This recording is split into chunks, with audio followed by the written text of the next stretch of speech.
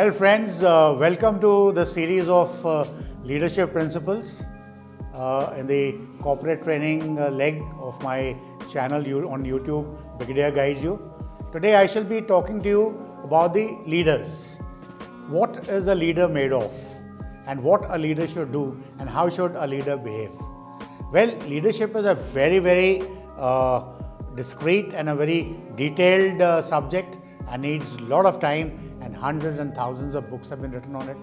And leadership is such a kind of a thing which cannot be taught to my mind, but yes, it has to be practiced.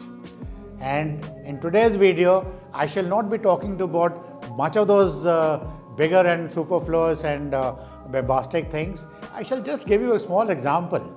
I was sitting the other day at one of the resorts, and I saw a couple of eagles around me, and I happened to talk about this to a friend of mine later, that I watched those eagles for good half an hour, and there were fantastic amount of patterns that they showed me.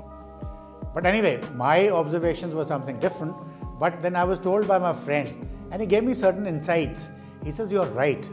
The leadership should be executed, or it should be performed, it should be enacted by taking lessons from eagles." So I found it very interesting, and then I of course noted down certain points which I tried to correlate and with whatever behavior of eagles I had seen there. And let me share with you some of these tenets. And I think for a good leader, it could be any walk of life. It could be a military leader, it could be a corporate leader, it could be leadership in your family, it could be a leadership in society, it should be leadership in your city, it could be leadership in any group that you may be going for a party. That could be a leadership.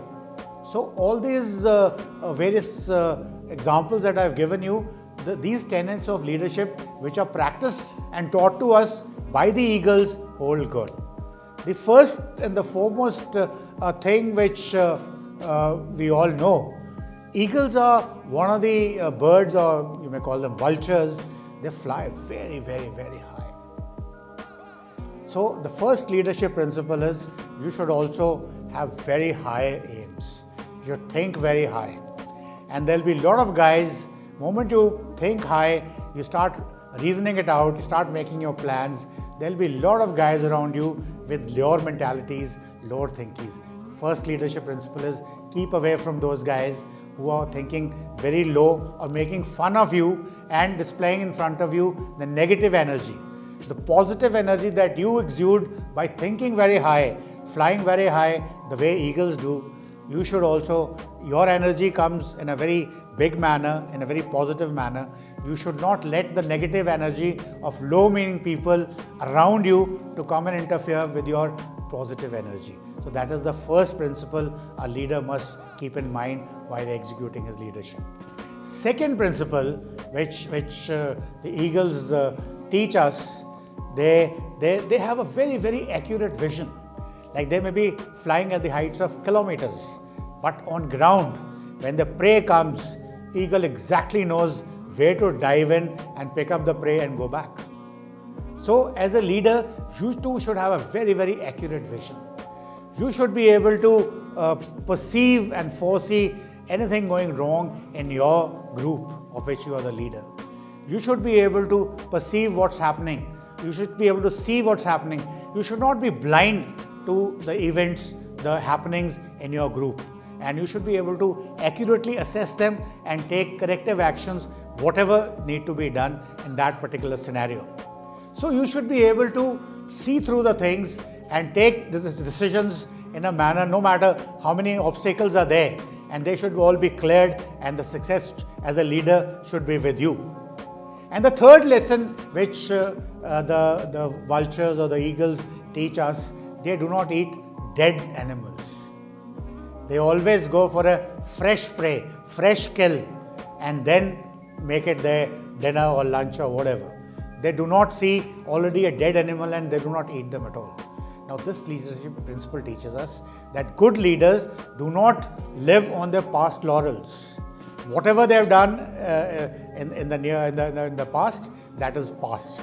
Of course, the results are carried forward, but you do not rest. You do not feel that since you have done something in the past, that means you remain there. So they always keep looking for the new opportunities, new flanks to explore, new ideas, so that your group and the aim and the whatever goals that your group has set in, whatever the goals that you as a leader have, we all are able to achieve them together. The next principle, that's the fourth principle that eagles teach you, is that they live by storm. They fly so high. There may be any storms around. There may be any amount of winds, hundreds of kilometers per hour.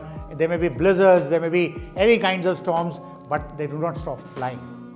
So the lesson that they give it to you is there may be any amount of obstacles. There may be any amount of earthquakes that may come into your particular field of which you are a leader in your business, in your administration, in your group, but you are not deterred by them. You always weather those storms. You stay put there with a dogged determination and do not cow down to the challenges that are posed to you by various situations around you. The fifth lesson that the eagles teach you: whenever a female eagle meets a male eagle, she always expects a commitment from him. She does not give in to a male eagle just because they are there, the animals. She takes a commitment from them and then only she goes with him. Similarly, a good leader must have people with him who are committed to him. They have a certain amount of responsibility, certain amount of contract to contribute to the cause of that group, contribute to the goal of that group. So a good leader keeps such people who are committed in his group, and those guys who are non-committal, who are not contributing, they all weeded out in due course of time. The sixth lesson that eagles teach you is they always prepare for future. They always prepare for training. They train for future. They always prepare for it. For example, I'll tell you, whenever eagle lays its eggs and when the young chick comes out, now chick has to be taught how to fly. Now, how does an eagle teach its chick to fly? Unlike the other birds, eagle picks up the eagle chick in its beak and goes to the dizzy heights, 1 kilometer, 2 kilometer, 3 kilometer, whatever is possible, and then it drops dead, drops the chick. Chick starts falling, and chicks struggle with their wings and all to fly. But then, when it is about to touch the ground, the mother eagle comes and picks up the chick again and goes back again. Mother eagle does not allow the chick to fall on ground and die. It picks up the chick just before it is about to touch the ground and goes back and throws him again. So this way, the process carries on till such time that the young chick starts flying on its own. So this is how the training is done by the eagles. Similarly, a leader also does the same thing.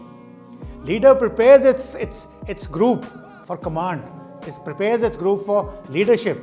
It gives them opportunities without worrying about the risks involved. It gives them opportunities to go and learn out. And at the same time, if there's a failure, leader takes responsibility. And if there is a success, leader gives the success, credit of success to the member of the group who has done it. Like I give you a story of our late President, ABDUL KALAM. When PSLV project failed and the press was waiting, ABDUL KALAM, who was a leader at ISRO, he himself went in address and he told the press that yes, we failed.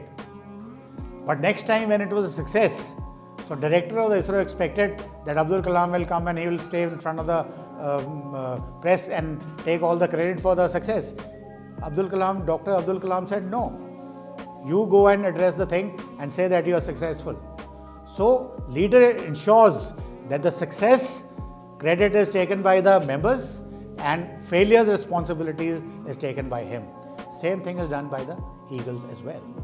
And finally, the last lessons which I can think about what you learn from the eagles. Well, I haven't seen it, but I've definitely heard whenever an eagle grows old, what it does is